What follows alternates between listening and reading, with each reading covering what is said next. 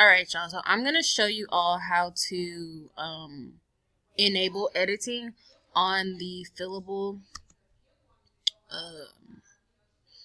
plot diagram.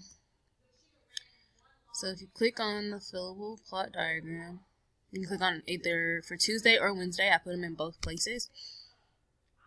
And you will click here.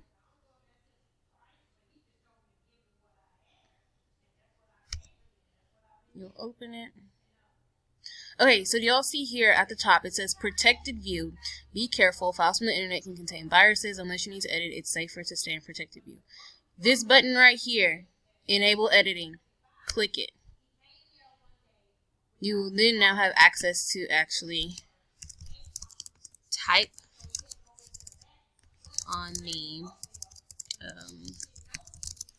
the document, okay? And my author is Rita